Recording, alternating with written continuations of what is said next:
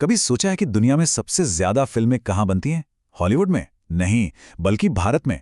लेकिन जब Indian cinema की बात होती है तो क्या हम सच में जानते हैं कि इसका मतलब क्या है? आज हम लोग बॉलीवुड से कहीं आगे की दुनिया की पड़ताल करेंगे। तो चलिए इसी बड़े सवाल से शुरू करते हैं। इंडियन सिनेमा आखिर है क्या? दुनिया भर में ज्यादातर लोगों के लिए ना इसका जवाब बस एक ही शब्द में आता है। जी हाँ, बॉलीवुड। ये शब्द इतना बड़ा हो गया है ना कि ये पूरे इंडियन सिनेमा का सिनोनिम यानी पर्याय बन गया है। लेकिन असलियत ये है कि ये पूरी कहानी का एक छोटा सा, बहुत छोटा सा हिस्सा है। असली तस्वीर तो इससे कहीं ज्यादा बड़ी और दिलचस्प है। जरा इस नंबर को देखिए, 2886। ये सिर्फ 2 साल में भारत में सर्टिफाई हुई फीचर फिल्मों की गिनती है। पता है ये कितना है? ये हॉलीवुड के प्रोडक्शन से लगभग 2 गुना है। डबल। तो ये नंबर ही हमें बताता है कि कहानी सिर्फ बॉलीवुड की नहीं हो सकती। और अब पैसों की बात करते हैं। 1.36 बिलियन डॉलर्स, ये सिर्फ 2024 में भारत की ग्रॉस बॉक्स ऑफिस कमाई है। ये एक बहुत बड़ी, एक विशाल इंडस्ट्री है, और ये सारा पैसा सिर्फ एक शहर या एक भाषा से तो बिल्कुल नहीं आ रहा है। तो चलिए इस बात को बिल्कुल क्लियर कर लेते हैं। बॉलीवुड है क्या? ये है मुंबई में based Hindi language film industry. हाँ बिल्कुल, ये इंडियन सिनेमा का एक बहुत बड़ा, एक मेजर हिस्सा है। लेकिन ये पूरा इंडियन सिनेमा नहीं है, ये सिर्फ एक टुकड़ा है। और अब हम असली पूरी तस्वीर देखने जा रहे हैं। क्योंकि भारत एक ऐसा देश नहीं है जिसमें एक सिनेमा हो, बल्कि ये एक ऐसा देश है जिसमें कई सिनेमा हैं, और हर एक की अपनी अलग कहानी है, अपना अलग अंदाज है। ये चार्ट, हाँ, सब कुछ बता देता है। हाँ, हिंदी सिनेमा 33% के साथ सबसे बड़ा हिस्सा है। लेकिन जरा देखिए, तेलुगु और तमिल सिनेमा को अगर एक साथ जोड़ दें तो वो लगभग इसके बराबर हैं, और जब बाकी सभी भाषाओं को जोड़ते हैं तो वो अकेले हिंदी सिनेमा से कहीं आगे निकल जाती हैं। इसका साफ मतलब है कि भारत में ज्यादातर ऑडियंस बॉलीवुड नहीं देख रही। और ये सिर्फ पैसों की बात नहीं है, ये प्रोडक्शन यानी कितनी फिल्में बन रही हैं उसकी भी बात है। देखिए, तेलुगु, कन्नड़ और तमिल इंडस्ट्रीज लगभग उतनी ही फिल्में बना रही हैं जितनी हिंदी इंडस्ट्री।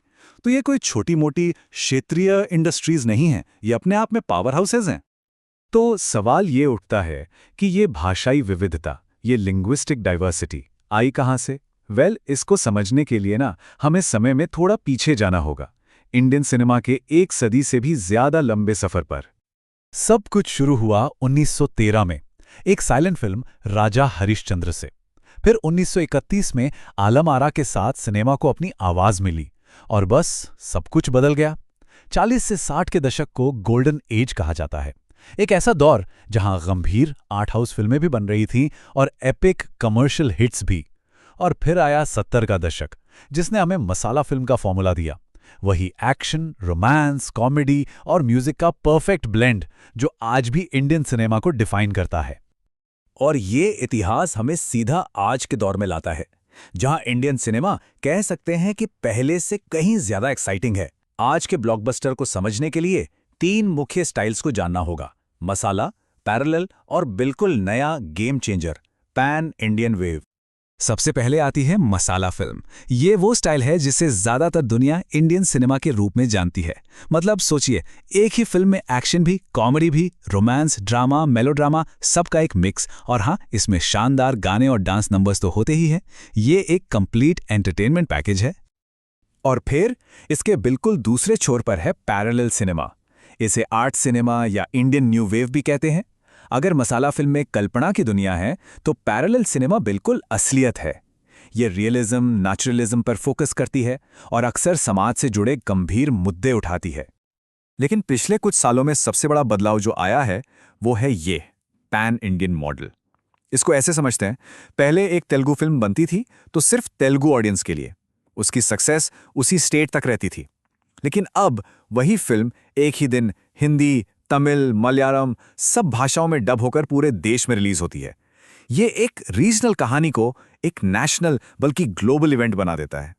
ये कोट इस लक्ष्य को बिल्कुल साफ साफ बताता है, एक ऐसी मेन स्ट्रीम कमर्शियल फिल्म बनाना जो पूरे देश की ऑडियंस को अपील करे और उसकी पहुंच वर्ल्ड मार्केट्स तक हो। और जानते हैं ये क्रांति शुरू कहां से हुई? बॉलीवुड से नहीं, ये तेलुगु फिल्म इंडस्ट्री से आई। और नतीजे वो तो बस हिस्ट्री बन गए। Baahubali series, RRR, KGF series, Pushpa, इन फिल्मों ने सिर्फ रिकॉर्ड्स नहीं तोड़े, इन्होंने तो रिकॉर्ड बुक को ही फिर से लिख दिया। इन्होंने साबित कर दिया कि एक नॉन हिंदी फिल्म भारत की सबसे बड़ी फिल्म बन सकती है।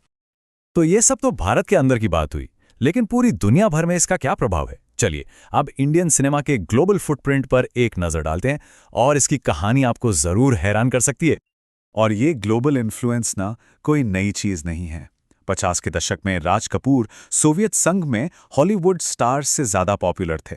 2001 में डायरेक्टर बैज लर्मन ने साफ साफ कहा कि उनकी फिल्म मूलन रूज बॉलीवुड से इंस्पायर्ड थी।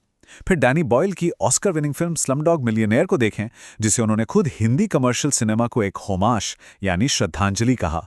और अभी हाल ही में आरआरआर के नाटू नाटू ने ऑस्कर जीता, जो किसी भी इंडियन फिल्म के गाने के लिए पहली बार हुआ। और ये सब हमें इस आखिरी और काफी चौंकाने वाले आंकड़े पर लाता है। 2024 में इंडियन बॉक्स ऑफिस का 60% शेयर रीजनल सिनेमा से आया और हिंदी सिनेमा यानी बॉलीवुड का शेयर था 40%। साफ है, बॉलीवुड अब डोमेस्टिक मार्केट में अकेला राजा नहीं है, ये एक बहुत बड़ा पावर शिफ्ट है। तो अगली बार जब कोई इंडियन सिनेमा कहे तो ये याद रखना जरूरी है कि ये सिर्फ बॉलीवुड से कहीं ज्यादा है। ये एक डायनामिक, विविध और लगातार बदलता हुआ यूनिवर्स है। तो अब सवाल ये है, जैसे जैसे रीजनल फिल्में ग्लोबल हो रही हैं, दुनिया की सबसे बड़ी फिल्म इंडस्ट्री का अगला कदम क्या होगा? इसका भविष्य कैसा दिखेगा? ये देखना बेहद दिलचस्प होगा।